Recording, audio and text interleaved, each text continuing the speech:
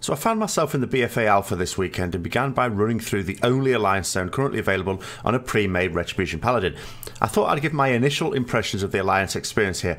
Bear in mind that when I say initial impressions, that's all they are. There is just one zone out of the 3 available, cutscenes are of course absent, and there are significant areas without quests, so I think even this zone is not completely finished, though it does seem well on its way. The overall theme of this zone is of a land cursed by witches. In fact, you are frequently adopting the role of Witchfinder General. Although the very first experience of BFA will involve running into a discussion between Jaina and Anduin, more of that in another video.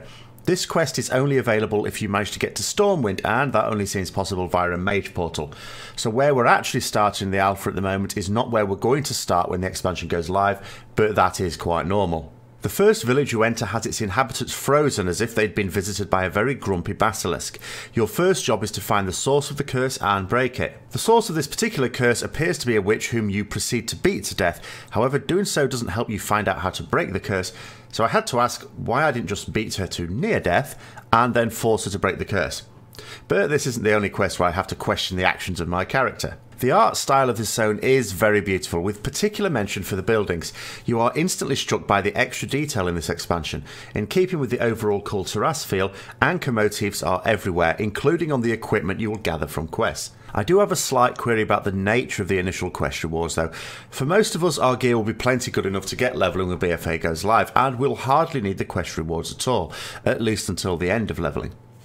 However, for a character that levels up during Battle for Azeroth, they will ding 110 in pretty crap gear. They will want to get their hands on BFA quest upgrades as soon as possible, as they may well take a beating from mobs until they do. My pre-made character on the alpha was in the equivalent of Mythic Nighthold gear, and you felt it when attacked by multiple mobs.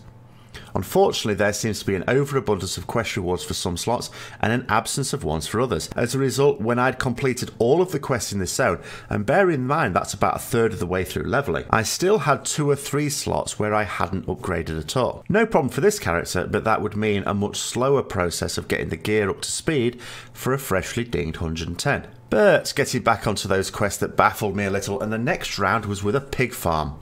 Now, pigs are a major feature of this zone.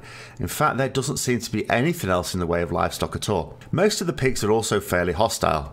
I was even roughed up by a gang of domesticated pigs early on. But one quest had me rescue a few cursed pigs. Well, not really cursed pigs, but humans that had been cursed into pigs. I also had a quest to kill a butcher who was turning the pigs into sausages. Now, I'm not sure if I missed something, but the quest text does describe this Roland chap as formerly a brilliant butcher who had now turned to evil by turning pigs into sausages. Now, call me old-fashioned, but I thought that was one of the day-to-day jobs of a butcher. I wondered if it was just that it was turning the people pigs into sausages, but I'd rescued those and can't really say that Roland himself was responsible, though perhaps that was the implication. Either way, what I've actually done is to remove a sausage maker from the landscape in a region where it seems people only eat sausages. Even the food vendor in the first village only sells sausages. Perhaps I was tricked. Maybe the quest giver was acting on behalf of the pigs, and I've now doomed the villagers to starvation when the sausage famine kicks in. The quests, of course, have the usual brand of fantasy and humour, but this time with a sprinkling of bafflement at your character's actions. At times you get the feeling that the quest authors must be fans of Monty Python. Several scenes are very reminiscent, including an attack by killer bunnies, which caused me more than a little alarm. Is that rabbit? You silly sod! What? You got us all worked up! Well, that's no ordinary rabbit. That's the most foul, cruel and bad-tempered rodent you ever set eyes on. You tit! I saw my arm and I was so scared. Look, that rabbit's got a vicious streak a mile wide. It's a killer.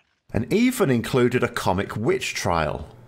The witch trial centres on a resident of the region being accused of witchcraft based on the notion that she wasn't observed to cry. What makes you think she is a witch? Well, she turned me into a newt. A newt? I got better. After learning of some tests for witches from the crowd, my character dutifully went to appropriate the necessary tools for the job. Upon returning, the prisoner passed all 3 trials, including crying when you shove an onion into her face. But while it does seem to calm the crowd down a bit, the constable isn't convinced. You only manage to secure the lady's freedom by investigating the source of the malady yourself and ending it by killing the real source of the witchcraft. Along a now familiar vein of baffling interactions, the constable believes you when you return after having accomplished this.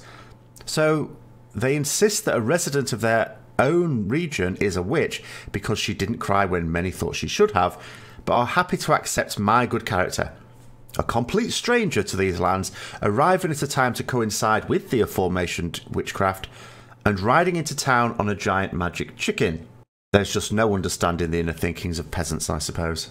Minor roleplay objections aside though, the questing is smooth and enjoyable. There is nothing really new in the experience this expansion. There doesn't seem to be an overarching quest line as yet. We just have hubs of quests with scattered bonus objectives. The bonus objectives never really took any thought as I completed them all in the normal course of working through the standard quests in the area. I'm not sure if that's praise or criticism though. On the one hand, it's nice not to have to remain in a quest area to polish off a few extra mobs when your quests are basically complete.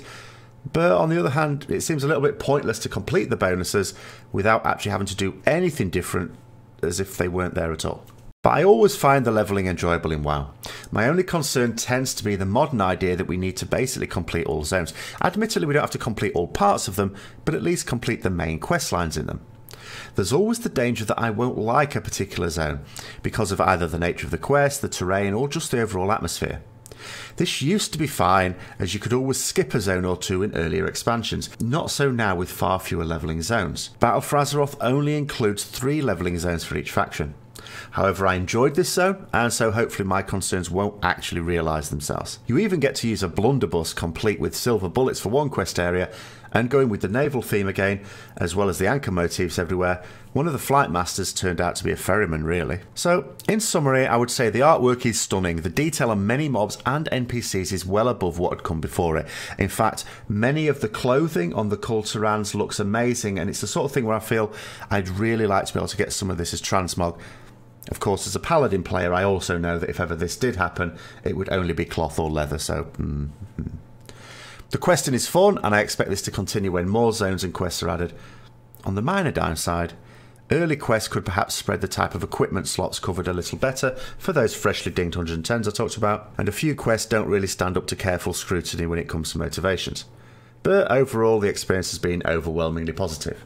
So I hope you enjoyed this video. If you did, don't forget to like, comment, subscribe and share with other people who may also be interested. Check out my streaming schedule for when I'll be streaming from the Battle for Azeroth Alpha as well, and expect more videos to come. Until then, I'll see you later.